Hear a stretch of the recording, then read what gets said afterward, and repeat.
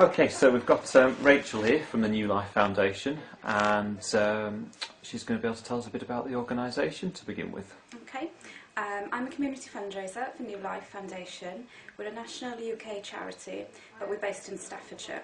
We provide equipment grants for disabled and terminally ill children, so these can be car seats, special beds or special powered wheelchairs, which can cost from sort of £300 to £18,000, so there's a big funding gap there really. We have a dedicated team of nurses.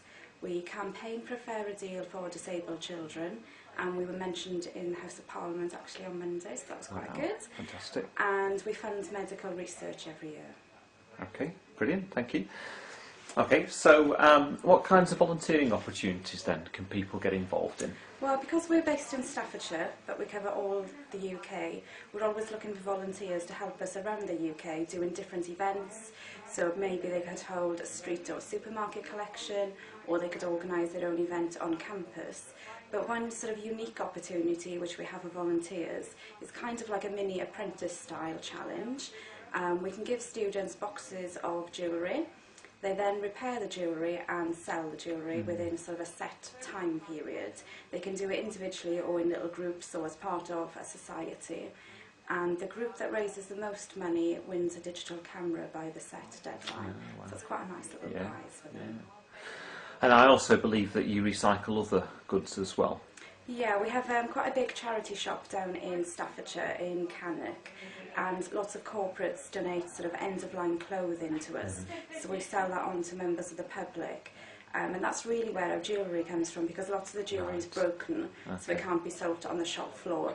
But we also have sort of fabrics as well, which if there's any sort of design students who would like some fabric and would like to put on a fashion show for Newlife, we can provide them with some jewellery and also some materials for that.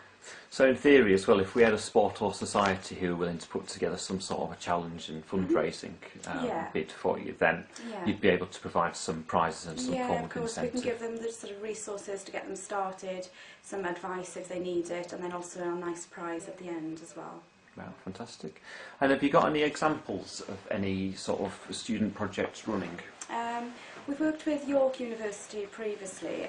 They, a business school, took part in sort of a mini apprentice style challenge.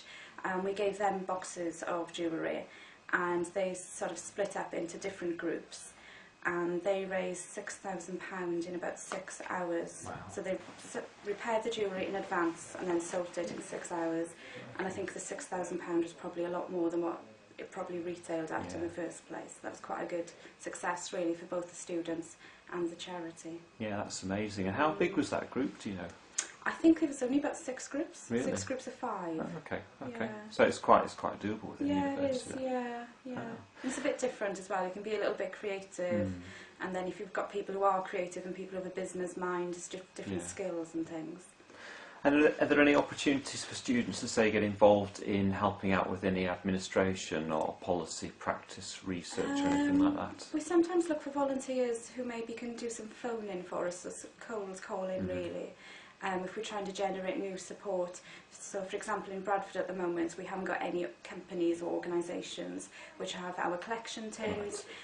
So if they can find places to have those for us, you know, just at the shop front. Okay, yeah, that makes sense. And because of the stock that gets donated to the charity that we don't sell, so for example digital cameras, cuddly toys and things, if people wanted to hold a raffle, so if they wanted to do some calls around to places to do raffles for us, that's really all of our telephone sort of calling that we do.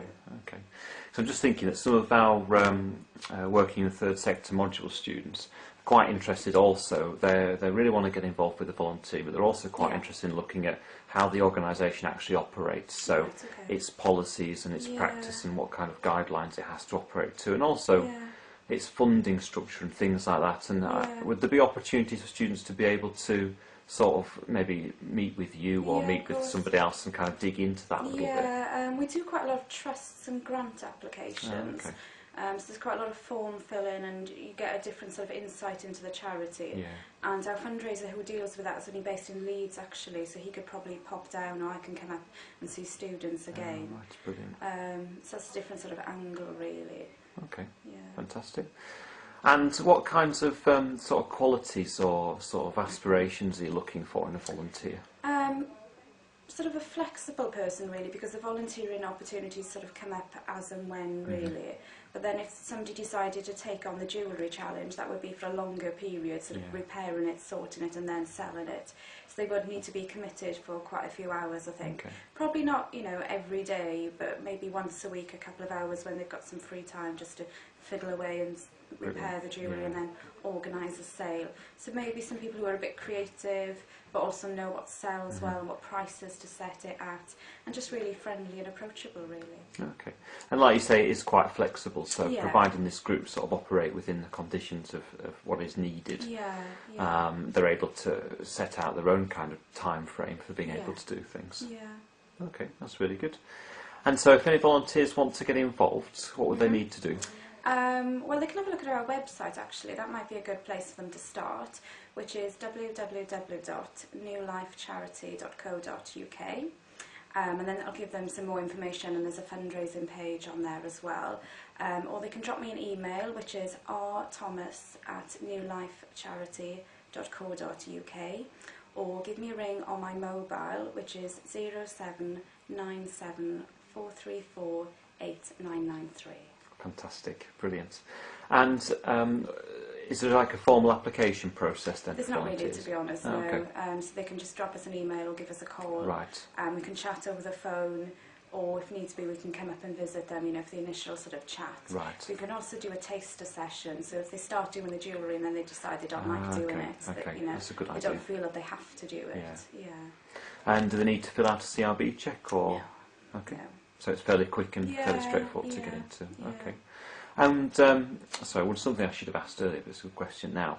If students want to really get a feel for how the organisation helps the client group that it works with, is quite a lot of that information on the internet, and there's not much on our website, but what we have got, it's quite nice really. The families very often, once they've received their piece of equipment, they then send us pictures of their child using the equipment, or they send letters of how the equipment has changed their lives. And because we're UK based, really UK wide, so we probably will have children from this area who have received equipment from us, maybe not at the moment, but in sort of the last 2 or 3 years. And we can find those children and bring the pictures of them and the letters of them, so students can kind of relate really to where the money's going and know that it's going local as well. Because all of the money that we raise as a charity goes back to the kids, 100% of it. None of it gets eaten up in any admin costs. Okay, that's really good. And so, for example, if students at Bradford decide to do any fundraising for us, whatever money they raised will be spent in the county where they live. Fantastic. So. Brilliant. Well, thank you very much, Rachel. That was brilliant. And there you have it, everybody. A fantastic opportunity which you're able to put your own mark on while getting some great incentives in the process for your group. Okay, brilliant. Thank you.